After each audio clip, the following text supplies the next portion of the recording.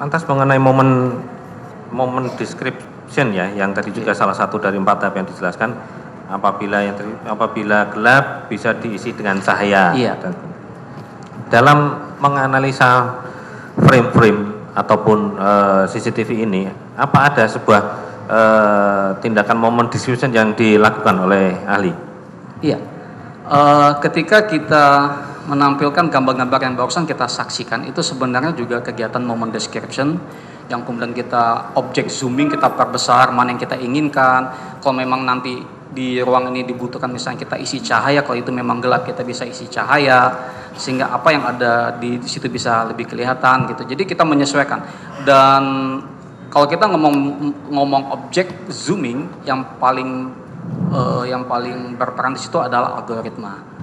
Algoritma itulah yang menentukan apakah hasil objek zooming itu bisa bagus atau biasa aja. Oke. Tadi juga sudah dipertanyakan oleh Majelis Hakim tentang apakah momen-momen yang ada dalam CCTV tadi dapat dilihat dari 1 atau 2 kamera gitu ya tadi ya. Iya. Nah, apakah ada sebuah ketika misalnya di layar tadi hanya tergambar 1 frame saja dari 1 kamera. Tetapi kemudian ketika ditampilkan itu ternyata ada dalam 1 layar itu ternyata muncul beberapa kotak gitu ya, seperti yang ada di dalam mungkin layar CCTV yang mungkin ada di tempat-tempat yang memang dipasang layar CCTV itu muncul sekian kotak itu, apakah juga merupakan sebuah editing atau bukan? Enggak, editing tidak bisa hanya dilihat dari mata. Oke. Harus dianalisis, yang tadi kita menggunakan 4 teknik untuk menunjukkan itu editing apa tidak. Tidak hanya dilihat dari mata, itu nggak bisa. Oke. Kalaupun apakah ahli di sini juga bisa melakukan sebuah tayangan ya? Tadi yang sudah ditayangkan hanyalah berupa satu momen dan satu momen dari 1 kamera saja. Apakah bisa juga ditampilkan dari 1 kamera itu sehingga muncul kelihatan pergerakan yang dari sisi kamera yang pertama kemudian tertangkap di kamera kedua, itu bisa berkesinambungan? Iya, bisa. Apakah itu bisa ditampilkan? Iya, dan apakah itu merupakan sebuah proses editing? Bukan. Bukan. Itu merupakan mendapatkan keterangan yang lebih jelas. Jadi gini, dalam dunia forensic science umum ada namanya scientific crime investigation, bagaimana kita menganalisis evidence itu, barang bukti itu secara saintifik. Satu filosofi yang sangat mendasar dimanapun kepolisiannya di dunia, kita diajarkan berpikir secara komprehensif, istilahnya tuh comprehensive analysis. Jadi berpikir secara global, mendapatkan potongan-potongan. Sejatinya evidence itu yang kita bilang evidence can talk, evidence bisa memberikan informasi itulah yang nanti ditata. Yang mana nanti informasi itu akan membentuk gambar yang besar.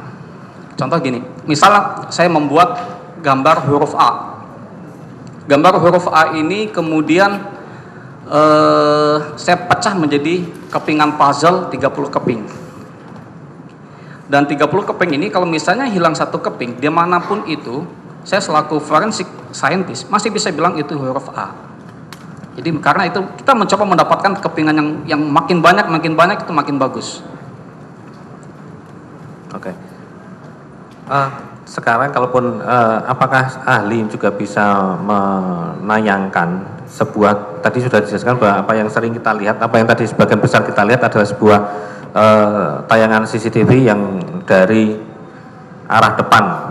Iya. Beberapa kali tadi ahli mengatakan bahwa pengambilan CCTV itu dalam melihat di meja 54 itu ada beberapa CCTV dari depan dan dari belakang. Iya. Apakah bisa dilakukan sebuah penayangan yang berbarengan dengan jam yang sama, satu momen yang dilihat dari sisi depan dan sisi belakang? Iya.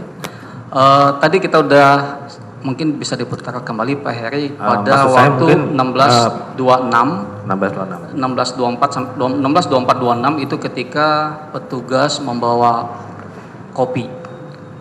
Terlihat pada kamera depan dan juga terlihat pada kamera belakang.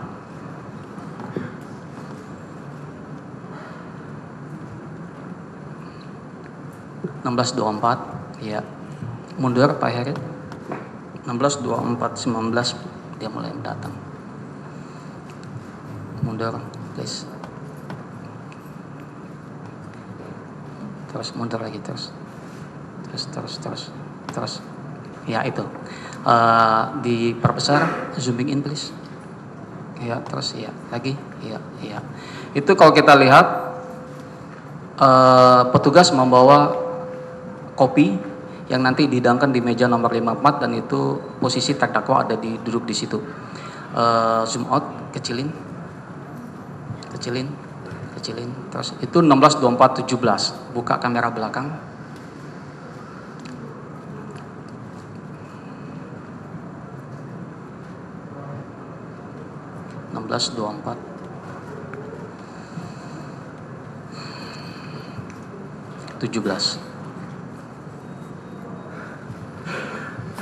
Hits kelewatan, iya. Jalanin. Zooming please. 16.24.17. Iya. Mundur 17.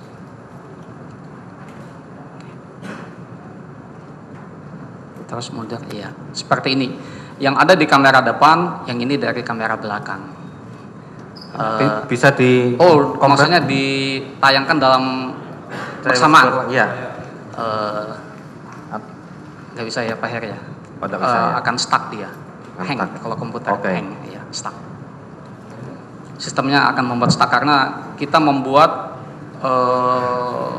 rekaman video itu menjadi size-nya gede. Jadi sekian ratus gigabyte dan itu bisa mengakibatkan. Tapi kemudian apabila ada sebuah bisa enggak itu kemudian tapi dengan sebuah proses itu digabungkan sehingga muncul di tayangan itu seperti itu tadi apa yang saya maksudkan, artinya ada tayangan dari arah depan dan dari arah belakang secara bersamaan. Itu bisa meskipun mungkin tidak bisa dilakukan proses paling itu. Kita lakukan capture biasa. Namun kalau kita mau zooming in real time dia tidak mampu, hanya gambar. Apakah proses semata itu dikatakan sebuah editing? Bukan editing. Di situ. Editing bukan di situ. Ini kan dalam rangka menganalisa pergerakan momen. Jadi itu seperti itu bukan editing. Bukan.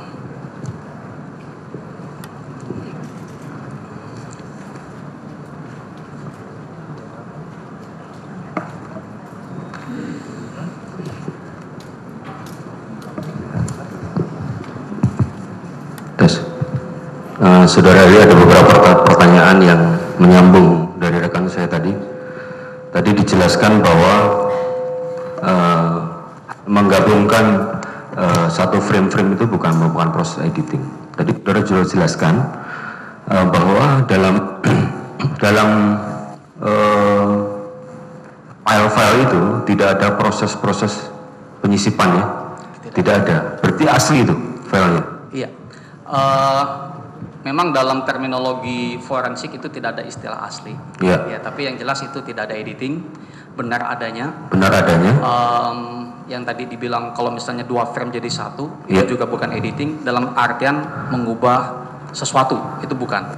Bukan. Ya, ada namanya kegiatan enhancement. Enhancement itu meningkatkan kualitas. Kalau misalnya awalnya resolusinya rendah, dibikin resolusinya tinggi. Kalau awalnya di situ kurang terang karena intensitas cahayanya kurang gelap, dikasih cahaya. Itu enhancement, bukan editing. Bukan editing ya. Bukan editing. Jadi tidak ada penyisipan ya, saya tegaskan lagi ya. Tidak ada. Tadi yang sudah dijelaskan tadi tugas dari bagian dari tujuan dari digital forensik adalah membuat jelas ya. Mungkin bisa lebih spesifik kaitannya dengan tugas-tugas dalam pengungkapan suatu kasus. Ya.